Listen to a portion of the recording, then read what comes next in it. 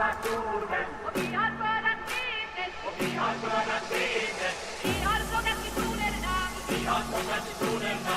Och pressat oliverna. Och pressat oliverna. Och hela världen känner till vår jord. Och hela världen känner till vår jord. Livet, livet, livet Palestina. Livet, livet, livet Palestina. Livet Palestina och krossa sionismen. Livet Palestina och krossa sionismen. Och vi har kastat stenar på. Och vi har kastat stenar på. Soldater och poliser. Soldater och poliser. Vi har skjutit raketer. Och vi har skjutit raketer. Mot våra fiender. Mot våra fiender. Och hela världen känner till vår kamp. Och hela världen känner till vår kamp. Livet, livet, livet Palestina.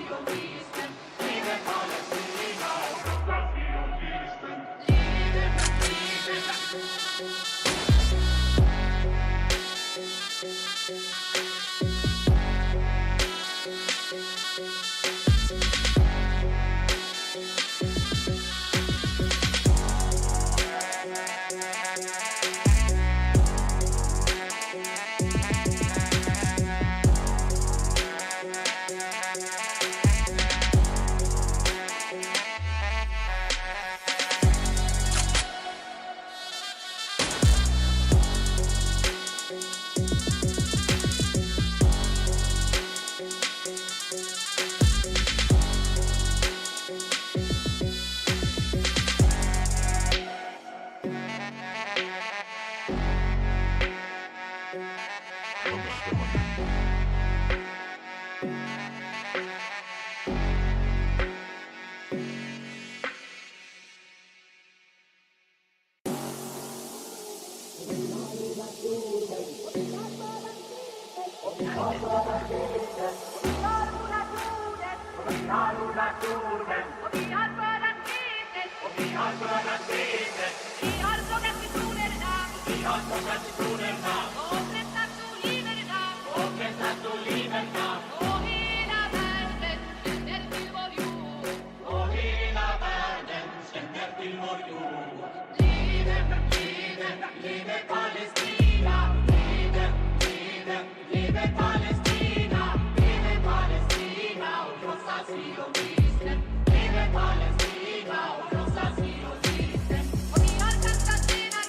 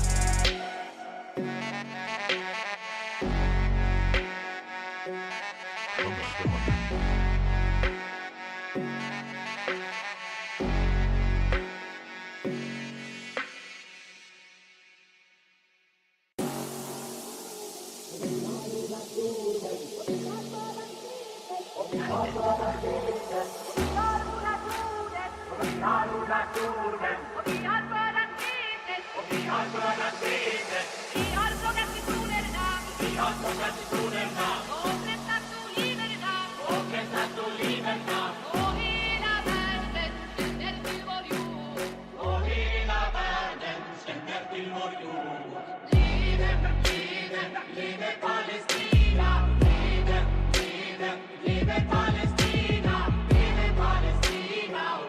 Zionisten, vive Palästina und unser Zionisten. Und die Konstantinatu, und die Konstantinatu, zu Doten und Politen, die Handflügel Raketen, und die Handflügel Raketen, Mundora Fienten, Ohina Werden, Schöner Timurka, Ohina Werden, Schöner Timurka. Liebe Palästina,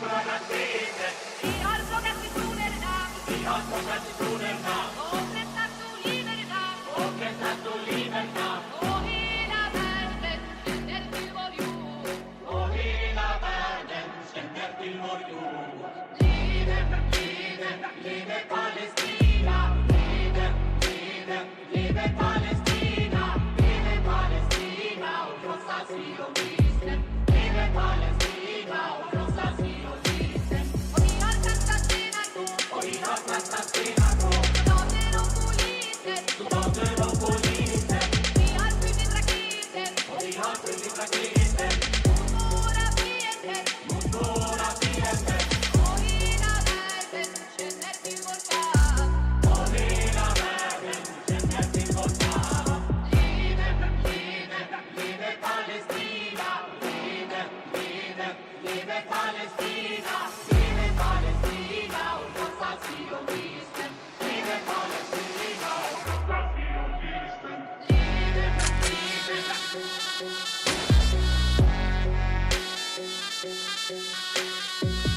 Hitler, you probably didn't even hate the Jews. That was just the meth making you crazy, dog. Both of you, get back in the closet. You deserve a fucking ass whooping. All of you, get back in the closet. Go fuck yourself. How much does it cost for fascism? How much do the taxpayers have to pay for a fascist country? They're evil. They are actively doing evil. So treat them like the evil that they are. The right to exist argument has been used now to the point where what it's going to mean is that the Israel you're talking about will include the annexed and illegally occupied West Bank. It's very interesting, the Israeli government has never said where it thinks the borders of Israel really ought to be and what it would settle for. I think it would be an immense help if it tells us where it thinks Israel's boundaries should be. Every other country does do that. It's time to stop pretending otherwise. It's time to be ruthless and time to afford them the same amount of grace that they give to their Palestinian victims, because they are only going to get more and more ruthless with their victims if you don't.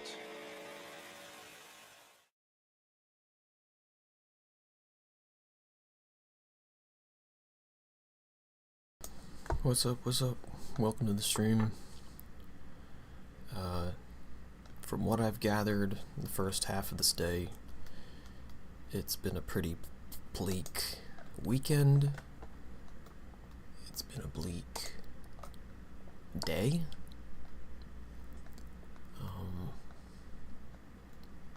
There was a strike on Nasser Medical Complex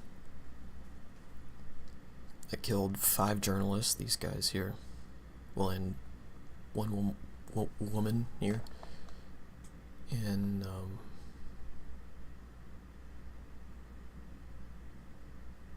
it was a double tap. I also struck, they as in Israel, struck Nasser again, only this time hitting the aid workers who went up to respond to the injured and the martyred.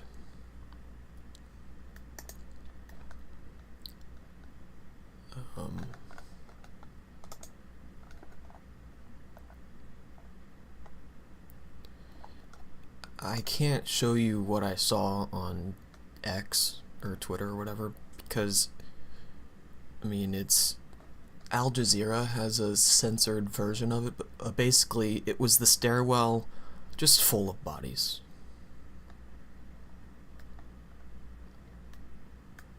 People hanging over the side, covered in dust and blood.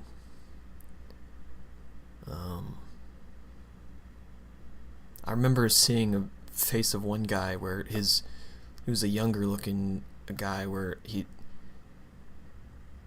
his face was almost completely unscathed, and it was very smooth but covered in dust. And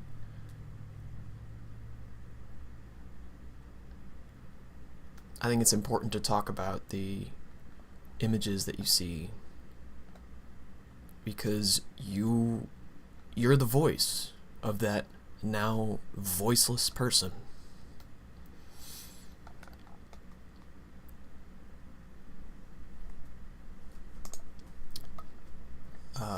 And it was live. It happened on live television.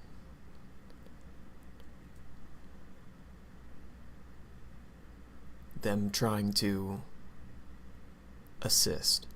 The first attack was apparently an explosive quadcopter that kind of just like flew up to where they were going, and then this one was a bombing from the air.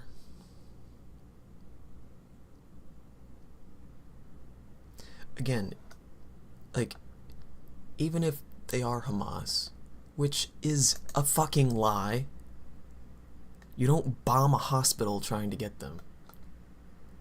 War crime. Civil defense teams were targeted by an Israeli airstrike during a live broadcast on Al Gad TV. The attack was the second on Nasser Hospital, killing journalist, Reuters photographer Hassam al-Masri, and others. Journalists from Reuters, NBC, and Al Jazeera, from what I understand.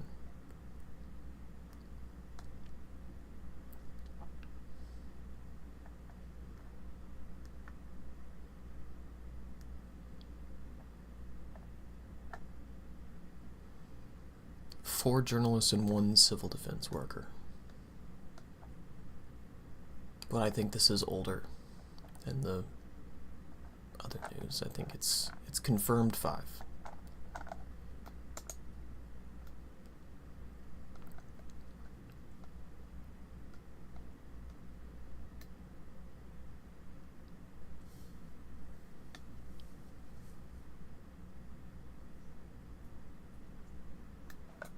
Unbelievable.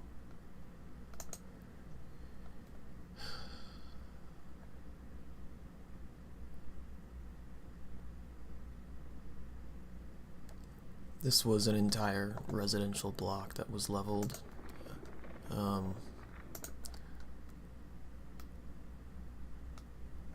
But let's catch the headlines from Democracy Now! And then go into more specific stories. But the main story is always Gaza. It always will be Gaza until something is done.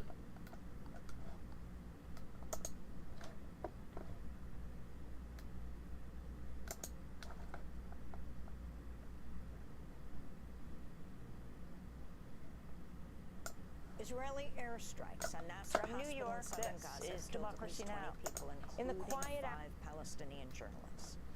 Whoa, they actually showed it. Alright, well, if it's... I mean, if Democracy Now! Can show it, then I'll show it. Here we go.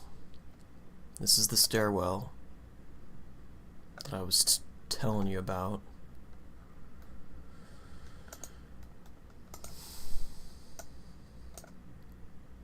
Israeli airstrikes on Nasser hospital in southern Gaza have killed at least 20 people, including Look at the fucking bloodbath. 5 Palestinian journalists. According to eyewitnesses, Israel...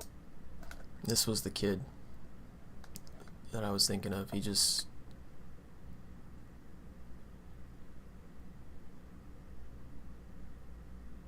looks like a statue almost. Like frozen in time. Right where his life ended.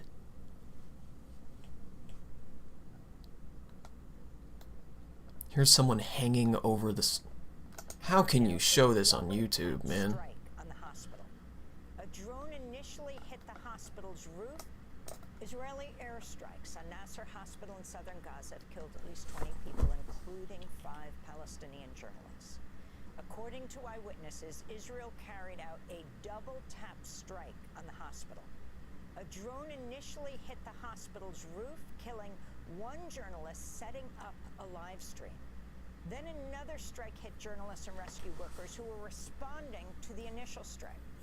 During a live broadcast, Al-Bad TV filmed the second strike on the hospital.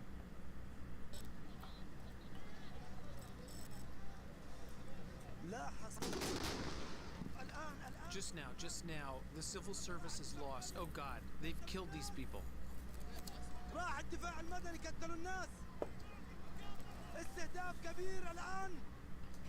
The journalists killed in the Israeli airstrike have been identified as Hosma Masri, a photojournalist with the Reuters news agency, Mohammed Salama,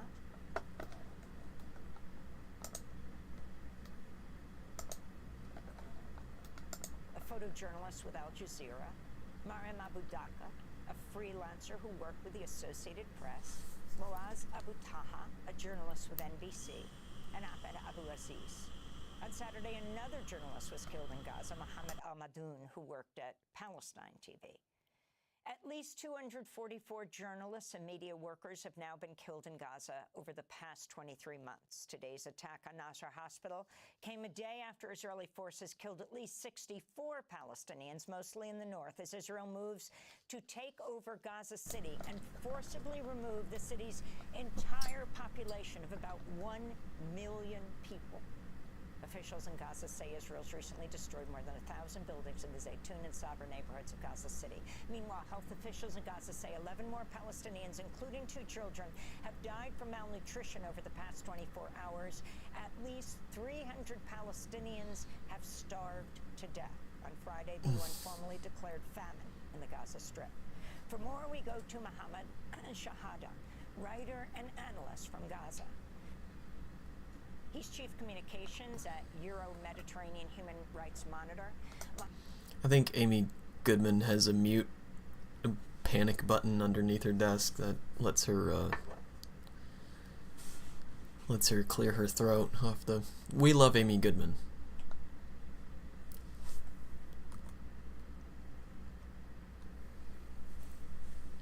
She has incredible mic etiquette. Ethan Klein could maybe learn a thing or two from her. Ahmed Shahada, writer and analyst from Gaza. He's chief communications at Euro-Mediterranean Human Rights Monitor. Mohammed, let me just try to stay focused for like 1 second. You know what I mean? Like, back to Democracy Now! God, so fucking ADD. Circumstances. What do you understand happened with eyewitnesses talking about a double-tap strike on Nasser hospital that killed at least 5 journalists, 20 people about altogether, with a focus on the 4th floor? The Reuters journalist was setting up a live stream on the roof when it happened. Well, basically, it started with a journalist at Nasser Hospital called Hatem Omar, who located an Israeli surveillance quadcopter drone He took a picture, uploaded it an hour before the strike, and said there's a quadcopter drone that is surveilling meticulously the area, so take cover, watch out. Israel knew exactly who was there. They bombed the 4th floor with a precision strike because that is the area where journalists would go to catch a signal for their eSIM cards, because Israel collapsed Gaza's telecommunication infrastructure, so journalists rely on an electronic SIM card that catches a signal from Israeli telecom towers. So that's why they have to go to high up places, high-rise buildings. Once they bombed it the first time, they waited patiently until more journalists and rescue workers rushed to the scene, and once they saw them, they bombed them again exactly at the moment that they were crowding to basically document the atrocities that unfolded there.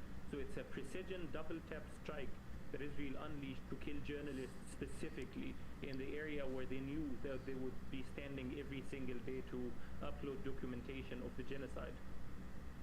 Can you talk about Israel's response? They said they're investigating. That's the exact same response that they gave about the Nasser. Why are we even asking Israel if they are investigating shit? In 2018, when they murdered him with a sniper shot directly, despite wearing a press-marked vest. First they said he was Hamas, then they said it was an accident, then when all of their lies were debunked repeatedly, they said we will investigate, and we never heard anything about it again for the next 7 years until this moment. Investigate is Israel's way of buying time. I have Israeli contacts in Israeli civil society like Breaking the Silence and B0MBS that said that Israel previously was unwilling to investigate itself. At this stage, it is incapable of investigating itself because the military is overfilled with religious Zionist extremists. It's basically the Israeli military that's carrying out the genocide in Gaza is overstaffed with the most extreme Israeli settlers, particularly from the hilltop youth. And you wouldn't expect those people to investigate their atrocities, let alone the people that were there before them. Israel's investigations are basically the same sham that is there to buy time. That's why B0MBS decided many years ago to stop collaborating with any Israeli state investigation, because they said these are theater plays, performances that is there to just whitewash Israeli atrocities on the ground. So it's completely meaningless. Can you tell us about the other journalists and their reporting? So you have Hassam al-Masri, the photojournalist from Reuters news agency, was setting up a live stream on the roof. And then there's Mariam Abu Daka. She's with AP, a freelancer with AP, a mom. She was doing profiles, especially of children in Nasser Hospital. So Mariam, she's a giant icon on her own. Basically, she's a journalist, a mother. She recently donated her kidney to save a life quietly. Her son is receiving medical treatment outside of Gaza. She's basically a very close friend of Razan al-Najjar, the paramedic that was killed again in a targeted sniper shot during the Great March of Return in 2018. And Mariam was covering these demonstrations. At one point, she was broadcasting live when a body arrived to the hospital. She looked behind, and it turned out to be her own brother that was killed by Israel while marching bare-chested against Israel's draconian blockade on Gaza, and collapsed in tears immediately. She lost another brother during the genocide. She's a neighbor of Muhammad Salama, the other journalist that was killed in their strike. And Muhammad recently got engaged, and he was preparing to saw the video. He's a young journalist from the same area, Abasan and Khan Younis, a village that Israel wiped. He posted like an engagement video amid the rubble.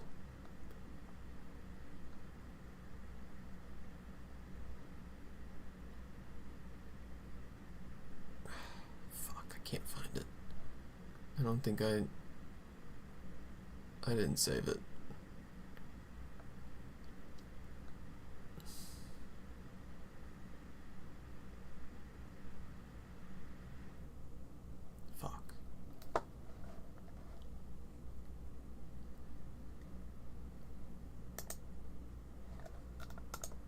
Completely, they left nothing in there, and they bragged about it on camera. They took thorough documentation that Abasan was turned into a howling wilderness. and showed it to Gazans to basically shock them.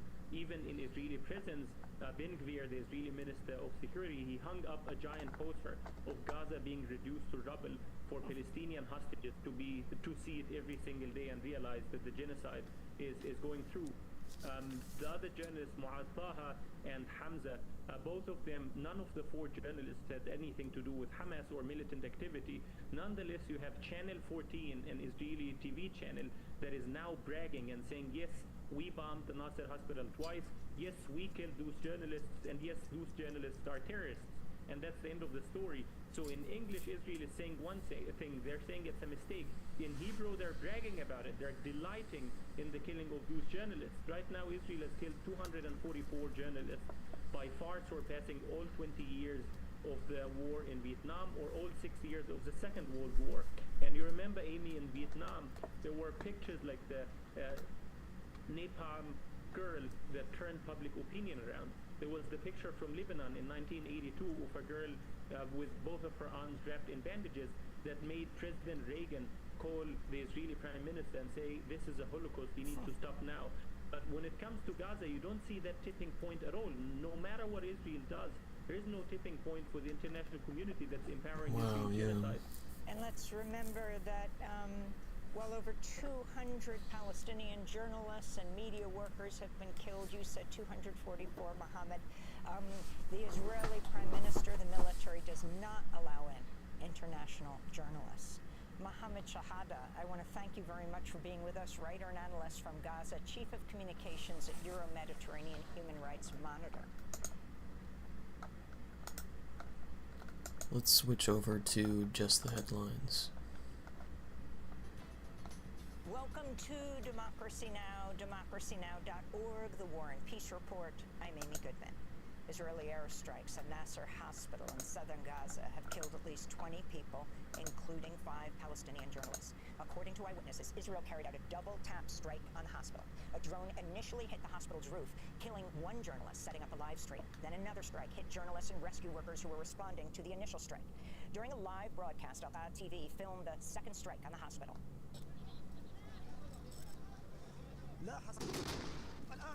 Just now, the civil service is lost. Oh God, they've killed these people. The journalists killed in the Israeli strike have been identified as Hossam al-Masri, a photojournalist with Reuters news agency, Mohammed Salama, a photojournalist with Al Jazeera, Mariam Abu Daka, a freelancer working with the Associated Press, Moaz Abu Taha, a journalist with NBC, and Ahmed Abu Aziz. On Saturday, another journalist was killed in Gaza, Mohammed al-Madoun, who worked at Palestine TV.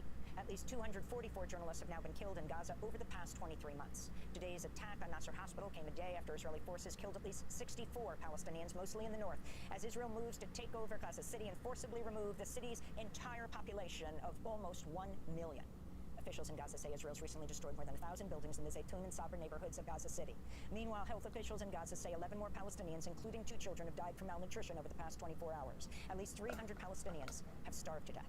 On Friday, the UN formally declared a famine in the Gaza Strip. We'll go to Gaza City to speak with UNICEF.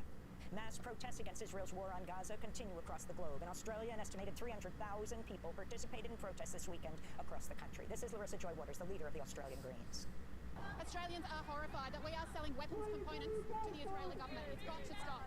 And I'm excited at the sheer numbers of votes turning out right around the country. The voice of Australians is really clear. We want peace, we want sanctions on the Israeli government, we want the aid to get through, and we want those weapons components and that two-way arms trade with Israel to stop. Israeli fighter jets attacked the Yemeni capital of Sana'a Sunday, killing at least 6 people, injuring 86. The Israeli attack targeted a presidential palace, an oil facility, and a power plant. It came 2 days after Israel accused Houthi forces of using cluster munitions in a missile attack targeting Israel. A fire broke out at a Russian nuclear power plant in the western city of Kursk on Sunday after Russia shot down a Ukrainian drone near the plant. The fire caused some damage and reduced the plant's operating capacity by half. Ukraine launched a wave of drones on Sunday as the country marked its Independence Day. Meanwhile, Russian Foreign Minister Sergei Lavrov said Sunday there's no meeting planned yet between Russian President Vladimir Putin and Ukrainian President Volodymyr Zelensky.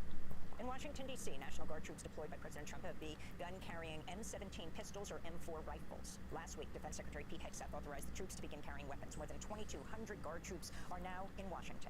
This comes as President Trump's threatening to send the National Guard to Chicago as well as New York and Baltimore, what would be a dramatic expansion of Trump's use of military force domestically. The Washington Post reports the administration is considering deploying thousands of National Guard members to Chicago as well as possibly active duty troops. Chicago Mayor Brandon Johnson called the plan, quote, the most flagrant violation of our Constitution in the 21st century, unquote.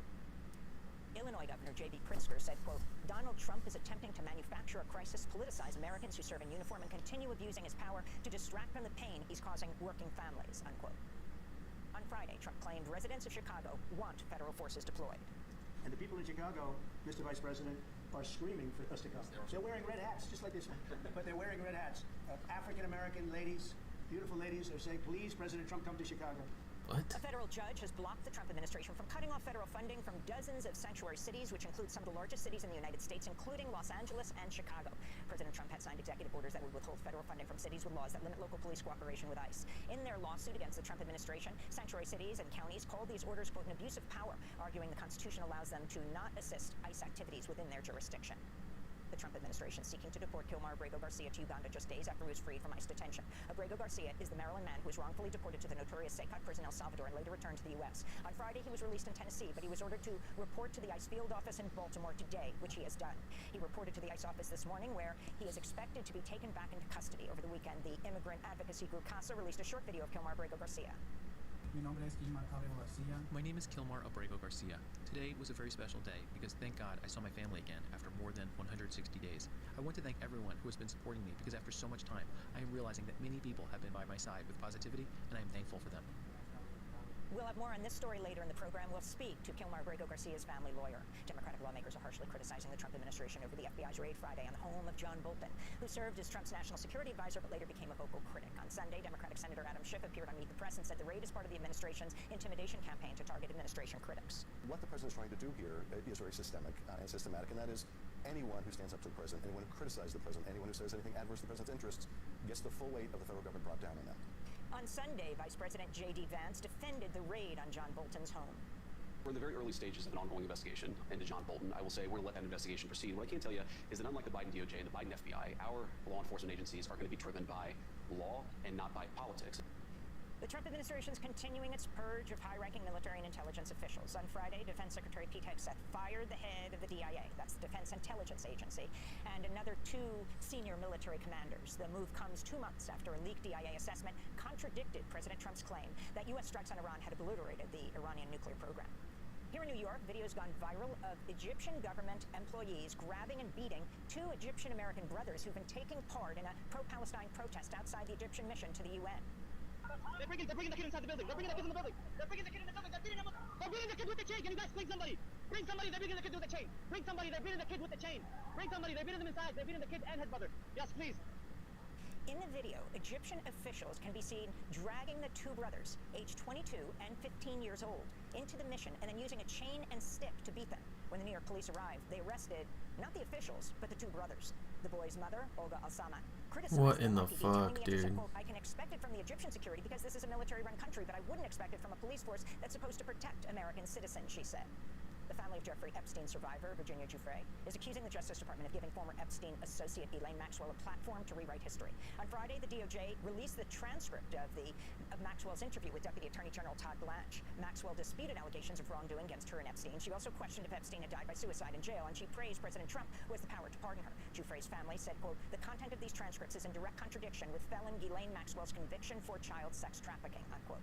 Meanwhile, the Department of Justice has begun sending subpoenaed material on Epstein to the House Oversight Committee, but Democratic lawmakers say almost all the files had already been publicly released. In Texas, the Republican-controlled Senate passed new congressional maps that could flip as many as 5 House seats in favor of the GOP. In a statement, Republican Governor Greg Abbott said, quote, the one big, beautiful map has passed the Senate and is on its way to my desk where it will swiftly be signed into law, unquote. Earlier this month, more than 50 Democratic legislators temporarily fled Texas for 2 weeks to deny Republicans quorum needed to pass the new congressional maps. In the latest attack on the country's renewable energy industry, President Trump's ordered companies to stop construction on a wind farm off the coast of Rhode Island. The project was nearly completed, was set to deliver electricity to hundreds of thousands of homes by next year. The Bureau of Ocean Energy Management sent a letter to one of the developers of the project saying the government was halting construction to, quote, address concerns related to the protection of national security interests, unquote. Earlier this year, the Trump administration had tried to stop a wind farm from being built off the coast of Long Island, but eventually allowed the project to proceed after New York Governor Kathy Hochul approved new gas pipelines in New York. The state of Florida has painted over a rainbow crosswalk. What the fuck? Like, I didn't even know you could build wind farms off the coast. Like, of course, do that. What's wrong with that? Wind farms on land aren't bad. It was part of a memorial to honor the 49 people killed at a gay nightclub in Orlando in 2000. They painted over the Pulse nightclub memorial walk? Oh my god, dude. 2016. At the time, it was the country's deadliest mass shooting. Orlando city officials weren't notified about the removal of the mural. The mayor of Orlando called it a, quote, cruel political act, unquote. People reportedly protested the state's move by scribbling the colors of the rainbow over the crosswalk. In a social media post, Republican Governor Ron DeSantis said, quote, "We will not allow our state roads to be commandeered for political purposes," unquote. And those are some of the headlines. This is Democracy Now!, democracynow.org, the War and Peace Report. I'm Amy Goodman. Thanks for watching. Fucking insane, dude.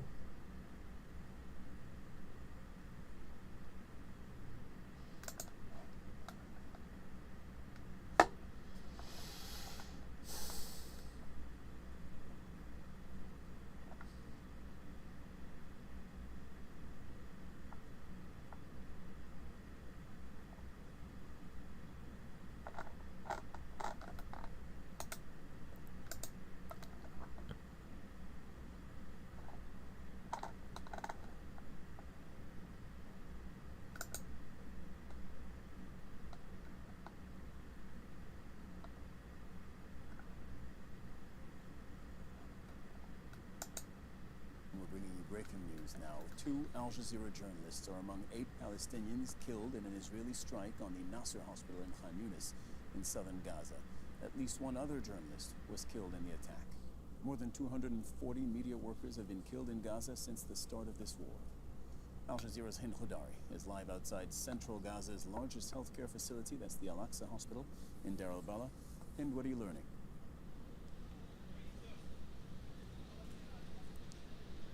Well, heartbreaking news indeed. I have no idea how many times are we going to continue reporting on the killing of our colleagues, or killing of other journalists working with Al Jazeera and other news outlets.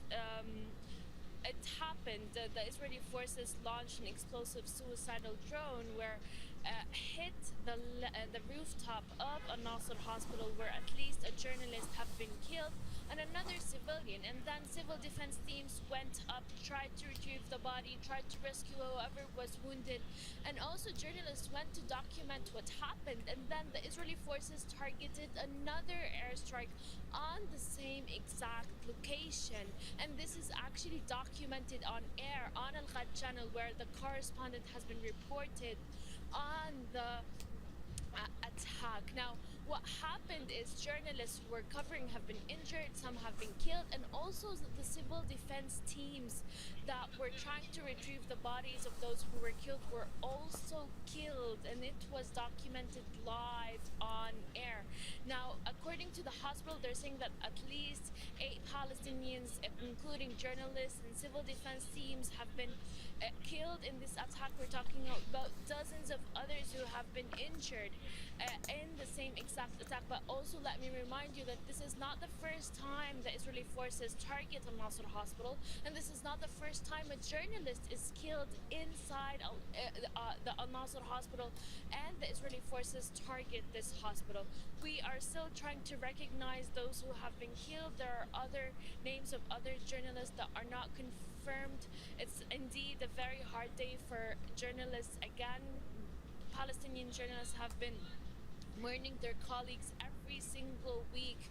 We just lost 4 colleagues of Al Jazeera in the past couple of weeks, and Palestinians are still mourning and grieving those journalists. Again today, a lot of my colleagues are now reporting on the incident and reporting on this attack, just like I am. And for the first time, we're running out of words. Our colleagues have been killed live on air. This has been documented, and there are a lot of other journalists who are still trying to recognize other journalists right now who have been attacked and injured in this attack. This attack will indeed rise the number of killed journalists since the beginning of the war. Palestinian journalists are being killed every single week across the Gaza Strip. There's zero protection, and despite the fact that Palestinian journalists have been calling for protection, calling the international community for protection, but eventually and obviously there's zero protection for journalists across the Gaza Strip. Hind, I really appreciate your reporting every time you come up on air, but especially on days like today. And I can see that you're battling emotion to bring us this reporting, and trust me, we all are. And we're deeply grateful for the work that you're doing and the work that all journalists are doing in Gaza. You referenced Al Jazeera journalists that were killed earlier just this month, and they were targeted, they were murdered by Israel. Al Jazeera has been very, very clear about that. This was 15 days ago. 4 Al Jazeera journalists also killed in a hospital. We'll come back to that in just a moment, but also killed in a hospital. That one was Al-Shifa Hospital in the northern part of the Gaza Strip. Anas al-Sharif, many people will know his name. He was often nicknamed the voice of Gaza. He was killed in that attack, along with 3 other Al Jazeera journalists. I want to go over this poor woman. She everything can barely we're keep it learning together, about you know. this, and even if we have to repeat some of the things that you just said, I want to make sure we understand step by step what happened. First of all, and I do think this is important to point out, this is happening in a hospital, right? They were, as I understand it, on the rooftop of a hospital. They are not covering fighting. They are not covering any kind of bombardment anywhere around Gaza City. They are reporting from the rooftop of a hospital, correct? Yes, exactly, just like we are right now in the courtyard of Deir al-Balah's largest hospital, Al-Aqsa Hospital. They have their... I'm sorry, but what kind of a fucking stupid-ass clarifying question is that? So you're saying this happened in Gaza, right? Like, come on, dude. Just sitting in the courtyard of the hospital on the rooftop, there are times I get where that we they're, look- like, leading questions to get her to, you know, speak on her reporting and stuff, but that just seemed like such a brain-dead, like, so this happened at a hospital. Am I understanding that right? On the rooftop, we try to cover the different stories from different parts of the hospital. It's normal. We're working in the facility of a medical facility. There's nothing dangerous or nothing risky where a Palestinian journalist would do on a rooftop of a hospital. Why would you attack them with an explosive, suicidal drone? That is the question. That is the concern of all of the journalists here across the Gaza Strip. Why is this happening again and again and again?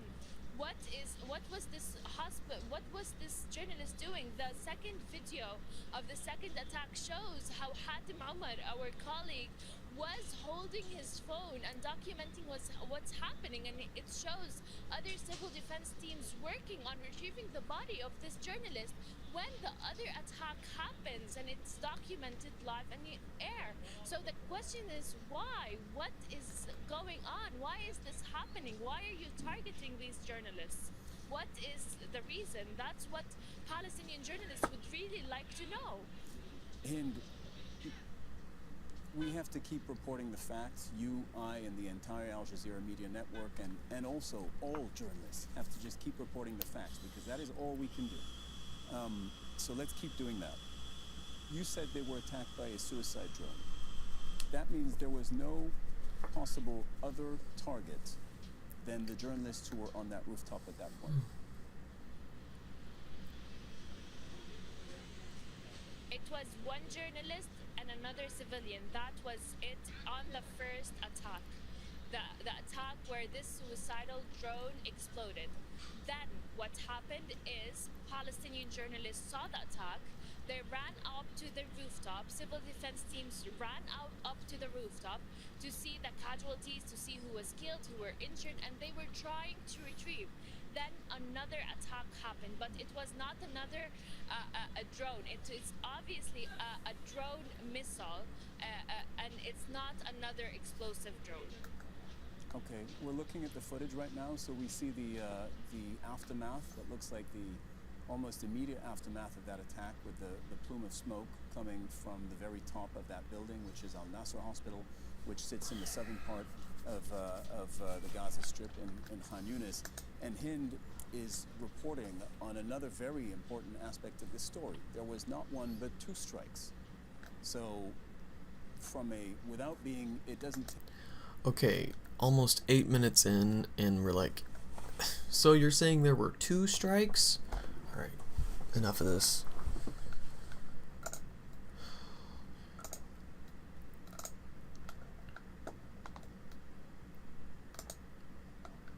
Here's something worth checking out.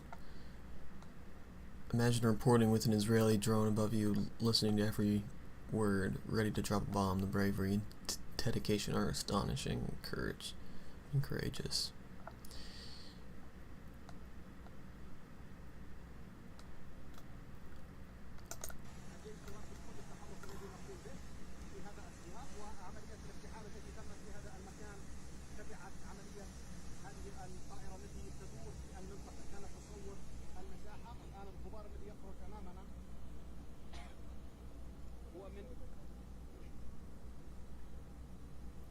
Just trying to intimidate him because he's an Al Jazeera journalist.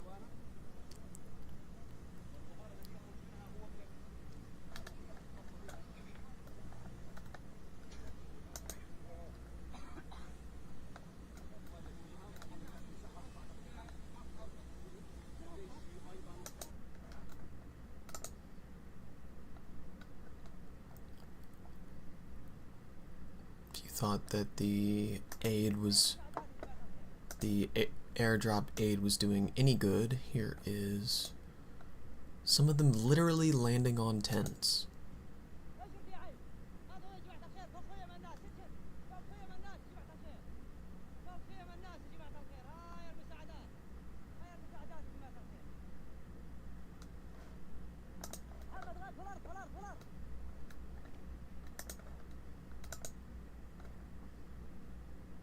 I don't think I would have enough time to speak to you in the coming days, is what this journalist said.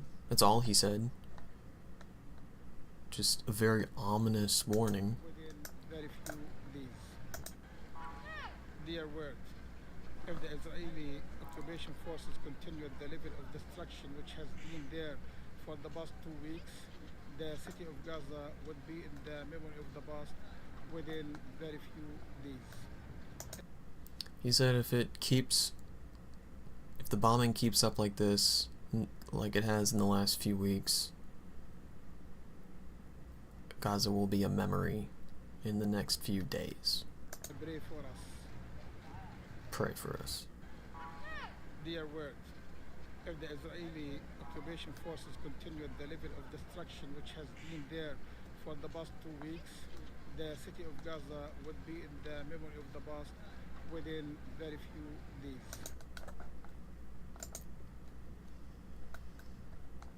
So those tents that we saw, this is what it looks like, that people have been pushed literally to the edge.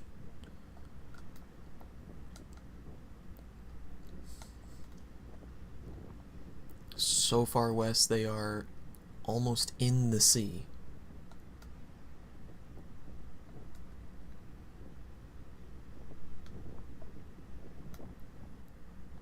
Imagine being a child trying to find some sense of normalcy in all of this.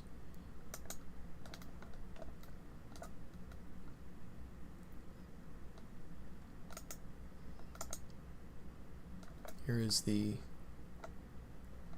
Samud flotilla.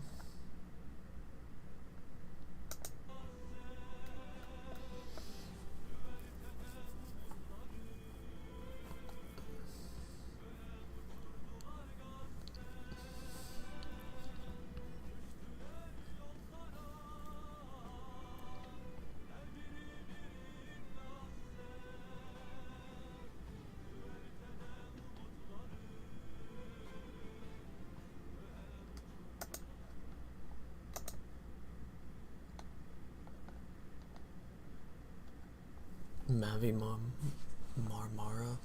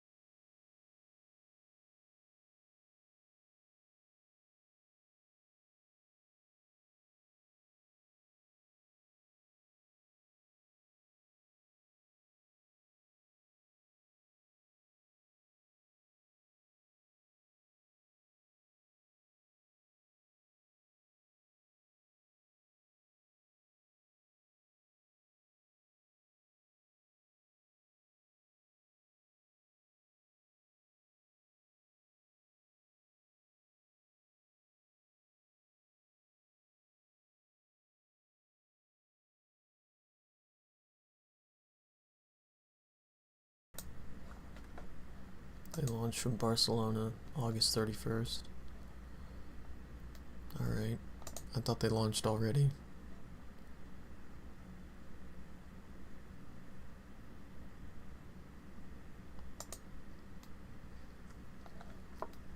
Uprooting of olive trees.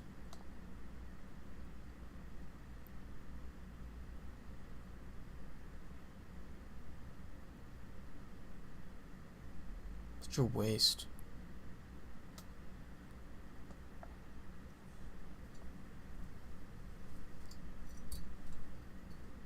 Some estimated to be 1,000 to 5,000 plus years old.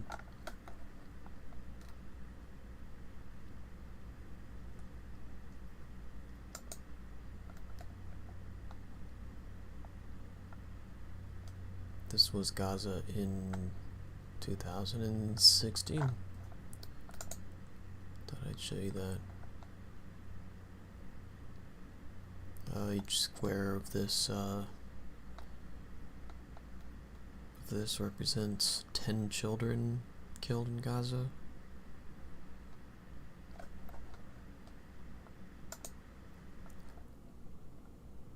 Today, a grim milestone was marked. For the second year in a row, a Dutch activist group laid out children's shoes and read aloud the names and ages of the children who have been killed by Israelis in Gaza. Today, they read 19,000 names. It took almost 6 hours.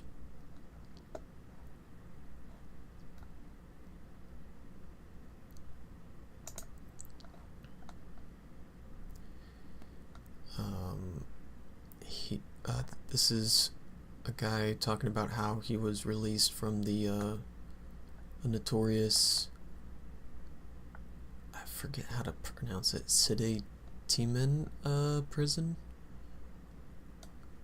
Sede Timan torture camp, describing it as a crusher of men, a name often repeated by others released as it is explained to them upon entry.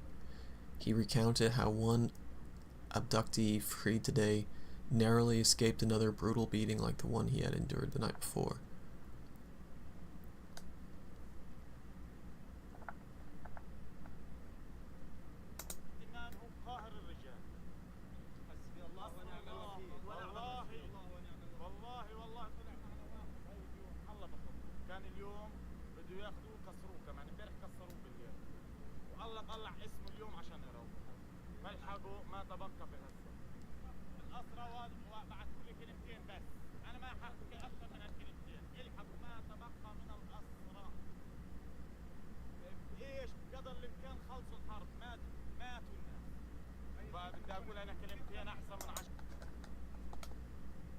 Nightmarish.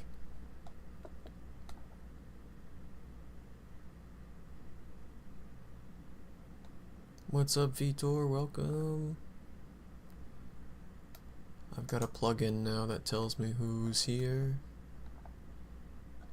and when they show up. So welcome to the stream, Vitor. I want this lady to be my mom.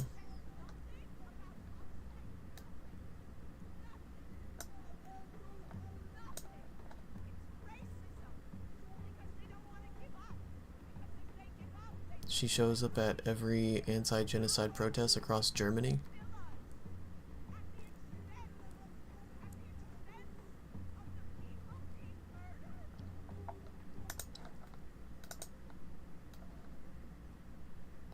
Harry S. Truman talking about the Zionist project. Oh, Vitor left.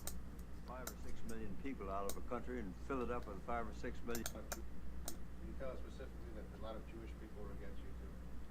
Oh, well, there were a lot of Jewish people against me because they wanted the whole of Palestine. As I say, they wanted to drive all the Arabs into the Tigris and Euphrates rivers. Among the Jews, the Zionists particularly, who were against anything that was to be done if they couldn't have the whole of Palestine and everything handed to them on a silver plate so they wouldn't have to do anything. It couldn't be done. We had to take it in small doses. You can't move 5 or 6 million people out of a country and fill it up with 5 or 6 million more and expect both sets of them to be pleased. We had all sorts of objections to everything that was done. Something had to be done. We went ahead and done it and had it done, and now it's working out. Eventually, I think we'll have them all satisfied. But it's going to take a great deal of time yet to get the job done.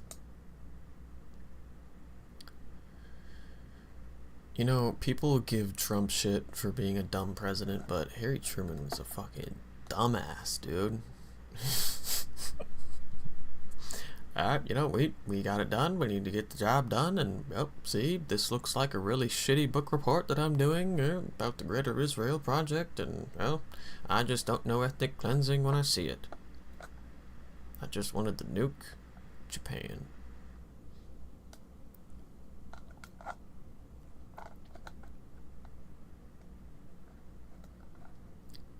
Cool, dude. Love your cartoon drawing of the Holy Land.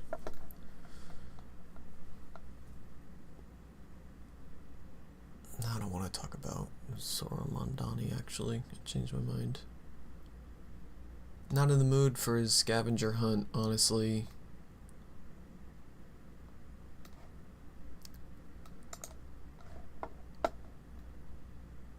It's hard to be excited for a scavenger hunt, I think.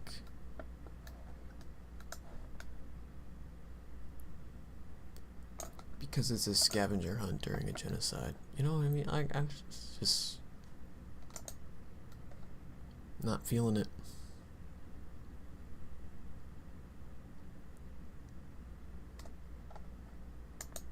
Hours before dawn, inside a makeshift shelter in central Gaza, Mahmoud scrolled through his phone, not expecting good news. The 27-year-old doctor had just finished a night shift treating blast injuries at a field hospital. Around him, families huddled in blankets, listening for the next strike. Instead, an email appeared. The British government was working to evacuate him so he could begin his master's degree at the London School of Economics. For a moment, the noise of war faded. I was highly emotional and so happy, Mahmoud recalled. It gave me the energy to keep working, but I avoided talking about it because of the indefinite uncertainty. Mahmoud is among 9 Gazan students who, after months of appeals by academics and MPs, were told they might be the first allowed to leave the besieged territory to study in the UK since the war began. Dozens more remain stranded, clutching offer letters from British universities like lifelines they may never use. A lifetime dream in ruins. Mahmoud, originally from Beit Lahia in northern Gaza, has long dreamt of studying abroad. He won the prestigious Chevening Scholarship, a competitive UK Foreign Office award that funds future leaders. His chosen field global health policy was shaped by years spent stitching wounds, cleaning burns, and improvising treatments in collapsing hospitals. When war erupted in October 2023, he volunteered in the plastic surgery unit at Al-Shifa Hospital, later rotating through field wards. I have seen suffering beyond imagination, he said. Families losing children in seconds, parents begging us to save someone when we had no supplies left. For him, the scholarship is not escape but responsibility. One day, I want to help rebuild Gaza's healthcare system. This is how I can prepare for that. Yet evacuation will mean leaving his wife, parents, and 3 sisters behind in a territory where famine is spreading. It is a once-in-a-lifetime opportunity, he said, but it will be hard to leave my family to face constant displacement and chaos. Hope again. Mohammed, 25, another Chevening recipient, remembers the exact second Hope returned. Living in a tent, he rushed to borrow internet from a neighbor after his brother arrived shouting that an email had come. When he opened the message from the University of Glasgow, the first word he saw was congratulations. I froze, he said. The noise of bombs faded. For the first time in months, I felt hope again. He is slated to study epidemiology of infectious diseases. This opportunity is not an escape. It is a responsibility to study, to learn, and return stronger, Mohammed said. What I learn in Glasgow will not stay in lecture halls. It will be carried back to serve people who need it. Manar's wait, not everyone has received news. Manar, a 3-6-year-old English teacher from Rafah, has been displaced 14 times since the war began. Damn. She now lives in a tent with her husband and 3 daughters. She has been awarded a Cara Fellowship to pursue a PhD in education at the University of Glasgow. designed for academics at risk of imprisonment or death. She filed one application standing on the roof of a damaged building, climbing to find signal as shrapnel rained nearby. Every day, I wonder which will come first, a message from the UK government or a missile, she said. The lack of communication feels like betrayal. Some scholarship holders seem to be prioritized over others, even though all of us deserve equal consideration. Her supervisor, Professor Alison Phipps, says the delay is devastating. It has been a long, hard road for these students. The bureaucratic block is unclear, but unless it is resolved, we risk losing not only this generation, but future ones who will stop applying. Education in the ruins. Since Israel's offensive began, more than 62,600 Palestinians have been killed, according to Gaza's health ministry. The UN confirmed famine in Gaza City last week. At least 132,000 children under 5 are at risk of death from malnutrition. Inside tents, students draft scholarship essays by candlelight, borrowing phones to check emails when signal flickers back. Libraries and universities lie in rubble. Yet applications to overseas scholarships have surged, a testament to how education represents survival. Palestinian scholars have historically rebuilt Gaza's institutions after war. Many of the Strip's doctors, engineers, and teachers studied abroad before returning home. Today, the same aspiration is met with closed borders. Without diplomatic assistance, Gazans have been largely unable to leave since October 2023. Bureaucracy versus urgency. The UK Foreign Office has confirmed only that it is working urgently to evacuate Chevening scholars. Dozens of others with funded offers remain in limbo. The ambiguity deepens despair. It feels like a slow death inside, Manar said. Scholars argue that time is critical. With famine worsening and bombardments continuing, opportunities may vanish with lives. If the UK government does not act now, it will lose not only us, but future applicants from Gaza, Mahmoud warned. A test for Britain. Britain faces a moral choice. Will it see Palestinian scholars as a burden in a volatile war, or as future partners in rebuilding a shattered society? Every Chevening and Kara Fellow represents not just personal ambition, but the possibility of stitching back the social fabric of Gaza. For Mahmoud, Mohammed, and Manar, hope is fragile but persistent. A scholarship email is more than an academic offer. It is a lifeline out of the ruins and a promise to return. As one professor put it, education is the one thing the bombs cannot erase, but only if we allow students to reach it. The white walls of Nasser Hospital in Khan Younis, southern Gaza, were already scarred from months of war. That's a photo from today. I was one of the people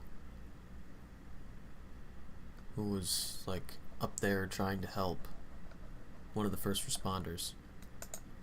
On Monday, they became the site of yet another tragedy when at least 15 people, including 4 journalists, were killed in a pair of Israeli airstrikes. What makes this incident particularly devastating is not just the loss of lives, but who was among the dead. Reporters whose task was to bear witness. Journalists targeted by war. According to Gaza Civil Defense, the first strike hit the hospital grounds, killing. Minutes later, as doctors and rescuers rushed to tend to the wounded, a second blast tore through the entrance, scattering glass, metal, and human remains. Video shows a doctor holding up a child's bloody clothes to reporters. In the next moment, chaos erupts as people run for cover. Among those killed were Hussam al-Masri, a cameraman for Reuters, and Mariam Daga, a 33-year-old freelance. When he was holding up the bloody clothes or whatever, they were trying to document an atrocity, and while they're doing that, another atrocity takes place on camera. It's non-stop. This country, Israel, acting like a serial killer. Are working for the Associated Press. AP said it was shocked and saddened by her death. 2 other journalists were also killed. Mohammed Salameh, who worked for Al Jazeera, and photographer Muath Abu Taha, initially misidentified as an NBC contributor. Their deaths bring the number of journalists killed in Gaza in just 2 weeks to at least 10. The Committee to Protect Journalists, CPJ, condemned the attack, pointing out that Israel has repeatedly failed to provide evidence for its claims that reporters in Gaza are combatants. Journalists are not a legitimate target, CPJ has stressed, calling on Israel to abide by international law. The hospital is battleground. Nasser Hospital is not a minor facility. It is the main hospital serving southern Gaza, already struggling under shortages of medicine, fuel, and staff. With most of Gaza's medical infrastructure destroyed or shuttered, hospitals like Nasser have become both sanctuaries and targets. The Israeli military confirmed it carried out the strike, claiming it had intelligence linking individuals at the hospital to Hamas activity, but offered no public evidence. It insisted that it does not target journalists as such and announced an internal investigation. But for doctors and families who rush through shattered corridors, the explanation offers no comfort. In footage from inside, smoke billows through upper floors while ambulances scream outside. A man, blood seeping through his clothes, tries to crawl to safety. A pattern of violence. This is not the first such incident. Just 2 weeks earlier, 6 journalists, including 4 from Al Jazeera, were killed in another Israeli strike near Al-Shifa Hospital in Gaza City. At the time, the United Nations Human Rights Office condemned the killings as a grave breach of international law. Israel later alleged that one of the reporters, Al Jazeera's Anas al-Sharif, was leading a Hamas cell. Once again, no evidence was provided. The effect is chilling. When the people documenting war become casualties themselves, accountability fades into silence. Press freedom under fire. International law is unambiguous. Journalists are civilians. Even in conflict zones, they have protection under the Geneva Conventions. Targeting them or failing to distinguish them from combatants constitutes a war crime. Yet since October 2023, press freedom groups have documented more than 100 journalists killed in Gaza, the deadliest war for media workers in recent memory. CPJ calls it a media massacre. The deaths of al-Masri, Daga, Salameh, and Abu Taha illustrate a brutal reality. To report from Gaza today is to accept the near certainty of death. And yet, without them, the outside world would see little of the devastation. The broader crisis, the killings come amid famine, displacement, and a collapsing health system. The UN has confirmed that 500,000 Gazans are living in famine conditions, with 132,000 children under 5 at risk of dying from malnutrition. Nasser Hospital itself has struggled to function as electricity and water are cut, staff are killed, and supplies blocked. Every time hospitals are bombed, the line between medical neutrality and military target is blurred. Every time journalists are killed, the line between reporting and propaganda grows thinner. Both amount to an assault not just on Gaza, but on the principles of humanitarian law. Israel's defense and global reaction. Israel insists its strikes are aimed at Hamas operatives embedded in civilian areas. Officials accuse Hamas of using hospitals as bases and accuse reporters of collaborating with militants. Yet rights groups from Amnesty International to Human Rights Watch say Israel has repeatedly failed to provide substantiating evidence. The UN's Human Rights Office condemned the repeated targeting of journalists and hospitals, demanding independent investigations. European and Arab governments have also voiced concern, while calls mount for the International Criminal Court to examine whether these incidents amount to war crimes. For families of the dead, the politics is secondary. Hussam al-Masri leaves behind children who must now grow up without a father. Mariam Daga was known for her quiet persistence in covering Gaza's most dangerous streets. For their colleagues, the grief is professional and personal. To lose a journalist in the field is to lose the eyes and ears of the world. The war on witnesses. What becomes of war when its witnesses are silenced? Hospitals collapse unseen. Famine advances unrecorded. Deaths are counted only by those who cause them. By striking Nasser Hospital, Israel not only killed patients and staff, but extinguish voices tasked with documenting truth. That is the deeper cost, the erasure of testimony. As one doctor said outside the smoldering hospital, if they kill the journalists, who will tell the world what is happening here? The answer is unclear. But the need for protection, for accountability, for truth has never been greater. In Tel Aviv, the chants have grown louder each night. Families of the kidnapped and their supporters hold photographs aloft, their voices cracking with the same demand: bring them home. They are not calling for vengeance or war, but for the return of mothers, sons, and children who have been trapped in Gaza since the 7th of October 2023. Now, for the first time in months, Israel's own military chief of staff has publicly aligned himself with the protesters' cry. According to Israeli media, Lieutenant Eyal Zamir told colleagues that there is a deal on the table for the hostages and that it is now in Prime Minister Benjamin Netanyahu's hands. The deal within reach. Mediators from Egypt, Qatar, and the United States have been working for months to craft a framework acceptable to both Hamas and Israel. The latest proposal, first floated by U.S. envoy Steve Witkoff in June, would begin with a 60-day truce. During this pause, Hamas would release roughly half of the 50 hostages still held in Gaza in 2 phases. The second phase would involve negotiations toward a permanent ceasefire and ultimately the release of all remaining hostages. Hamas has already accepted the outline. Israel has not. Netanyahu's office insists Israel will only agree if all hostages are freed at once. To many families, that demand feels like political theater, risking the lives of loved ones for the sake of appearing uncompromising. The Hostages and Missing Families Forum, which represents relatives of the abducted, welcomes Zamir's remarks. He voiced what most Israelis are demanding, a deal that brings home the hostages and an end to the war, the forum said. Pressure from the streets. This month, Tel Aviv witnessed some of the largest protests in Israel's history. Hundreds of thousands gathered, waving banners reading, "Stop the war, bring them back alive."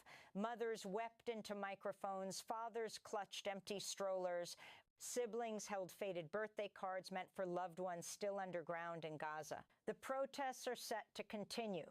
On Tuesday, as the Israeli Security Cabinet meets to discuss the deal, demonstrators plan another mass rally, demanding Netanyahu accept the truce. Behind every sign carried is a personal story. The father who has not hugged his daughter in 313 days. The family who learned their grandmother may still be alive but gravely ill. The brother who knows his sibling is being held in tunnels beneath Gaza while bombs rain above. A split at the top. What makes Zamir's comments so striking is that they cut against Netanyahu himself. The Prime Minister has promised to occupy Gaza City, to finish Hamas once and for all, and to reject any partial deals. According to Israeli press, he envisions complete Israeli military control over Gaza's largest city by October, exactly 1 year since Hamas's bloody cross-border attack. Zamir, however, has warned that a full-scale occupation could endanger the hostages and mire Israel in an endless urban quagmire. Our military is exhausted, he reportedly told colleagues. Israeli forces have already been deployed continuously for nearly 2 years, sustaining heavy casualties. A new occupation, Zamir argued, would not be liberation but quicksand. The rift is unusual in a country where military chiefs and politicians often speak with one voice during wartime. It signals that even Israel's top generals are questioning whether Netanyahu's strategy, endless bombardment, deeper invasion, rejection of compromise, truly serves the nation. Gaza, a territory collapsing. Meanwhile, Gaza itself collapses. According to the United Nations, at least 1.9 million Palestinians, roughly 90% of the enclave's population, have been displaced. Homes have been leveled, hospitals shattered, and schools turned into overcrowded shelters. Last week, the UN-backed Integrated Food Security Phase classification declared famine in Gaza City, warning that more than 500,000 people face starvation, destitution, and death. At least 132,000 children under 5 are at acute risk of dying from malnutrition. Israel rejected the report as an outright lie. I think I'm gonna leave it there. I'll catch you guys on the flip side. If you want to support the channel, like the stream, subscribe on YouTube, and I'll see you guys later on. Peace.